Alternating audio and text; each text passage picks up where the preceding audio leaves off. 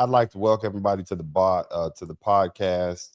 I want to thank everybody for the time you spent with me, and I hope that you will take the opportunity to subscribe to the channel and hit like, share, and subscribe. Actually, but without further ado, I want to talk to you all about what seems to be going on, and I know you all have seen the thumbnail, man. But the sports world is in an uproar because the Los Angeles Lakers. This is Magic Johnson of the Los Angeles Lakers. That's the Magic. That's what I remember. But apparently, the Laker lineup is gonna be all white. Look at that, man.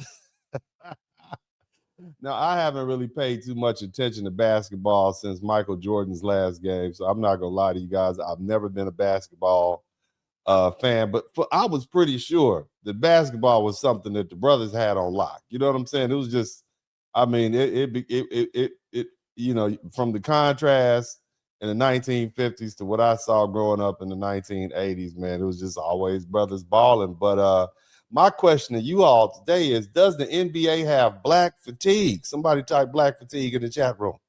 Somebody type black fatigues, and I'm not talking about like fatigues like the military wear. Not I'm talking about black fatigue. Okay, and I'm asking that question because a lot has been made about this new Los Angeles Lakers image, a potential starting lineup that visually looks like, uh, you know, you know, it doesn't look like the Lakers I grew up watching.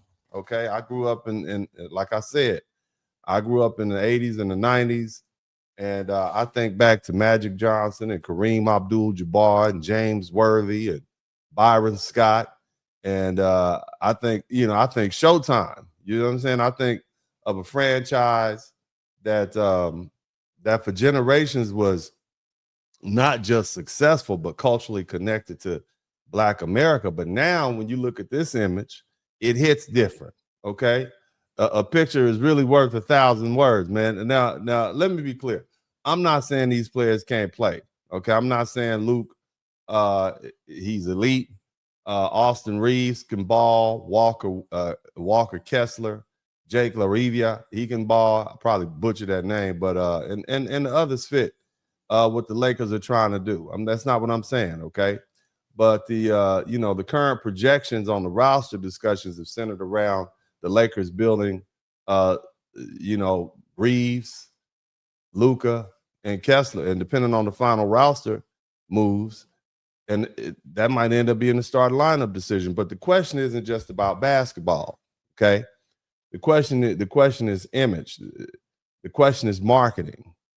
The question is whether the NBA, after decades of profiting from Black swagger and style and athleticism and culture and cool and Black labor, is it now quietly trying to soften, whiten the little thing up, you know what I'm saying, repackage the face of the league? That's the conversation, okay? Now, for years, people said the NBA was too Black. They didn't always say it out loud. But they did through coded language, and they talked about thug culture, and they talked about the tattoos and the dress codes and the hip hop. They talked about the players being a little too outspoken, too political, too rich, too powerful, too influential, too hard to control. And now we're watching the league where the biggest marketing push increasingly involves European stars, international stars, and I would suggest more acceptable faces for a broader global audience. So when people look at this Lakers image, and I'm gonna go ahead and change it back to my regular old face here, but when people look at that Lakers image, they react strongly. They aren't just reacting to five professional basketball players. They're reacting to a cultural shift. And the Lakers were once, Black Hollywood team. They were Magic, they were Kareem, they were Worthy, there was Shaq, Kobe, LeBron, Anthony Davis. They were the place where Black excellence and celebrity and entertainment and championship basketball all came together. So when the Lakers are all, when the Lakers of all franchises, I mean, I could, if this was Boston, it might make sense, because I remember Larry Bird, and I don't care what anybody says, Bird is in the top 10 of all time. I don't care what y'all say, man. I know it's some haters out there. But Bird is everybody will tell you Bird was, even Jordan said Bird was the one on many occasions that would have his ticket. But you know, it looks different, right? And people are going to notice that. And they should notice, because sports is never just sports. The NBA shows exactly what is selling. Okay.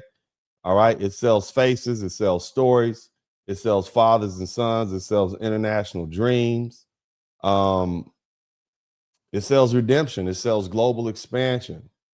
And right now it feels like the league may be entering in a phase where the American-based Black players are still useful, still necessary, still very talented, still dominant, but no longer preferred as the main image of the product. And that's what I mean by Black fatigue. Somebody type Black fatigue in the chat room, okay? Now that the Black players are disappearing, okay, they're still there, okay? I'm not saying they aren't great, but the machine may be tired of Blackness being the dominant culture of the league. It may want the talent without the politics. Okay, it wants the swagger. It won't, you know, but you know, it without the culture and the baggage. You see, and the highlights without the Black American identity attached to them. And that's why this Lakers picture matters, because if you grew up watching the Lakers, I watched. This image doesn't just look like a new starting lineup; it looks like a message. Now, this is where the conversation is going to get uncomfortable. All right. When people look at the potential Lakers lineup and start asking whether the NBA has Black fatigue, I understand why they're asking the question. I mean, the image is jarring. It looks different. It feels different. It looks like a cultural shift. But I think the deeper truth is this: the NBA isn't tired of Black talent. Okay. The league still builds championship rosters with Black talent. What the NBA is getting tired of is chaos. And what it's getting tired of is uncertainty. What it's getting tired of is stupidity and immaturity and entitlement and lack of discipline and lack of structure, and the kind of foolishness that turns $1 billion investment into a public relations nightmare. That's the distinction people need to understand. This is not merely about Black fatigue. This is about chaos fatigue. Somebody type chaos fatigue in the chat room. This is about domestic baby mama drama fatigue. This is about social media meltdown fatigue. This is about entourage fatigue. This is about crash out fatigue. This is about this is the fatigue that comes when owners, executives, and sponsors and networks and shoe companies and global business partners keep seeing the same pattern repeat itself, and finally start responding to those patterns like business people will. At some point, repeated behavior stops being an accident. It becomes a pattern. And once something becomes a pattern, serious people begin making decisions based on that. And that's where this conversation about pattern recognition, okay, matters. Okay? Pattern recognition is not racism. Pattern recognition is not self-hatred. Pattern recognition is what human beings do when they see the same conduct over and over again.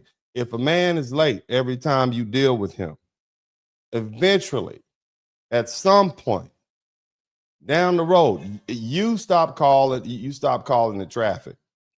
If a friend borrows money 10 times and never pays you back, eventually you stop calling it bad luck, don't you?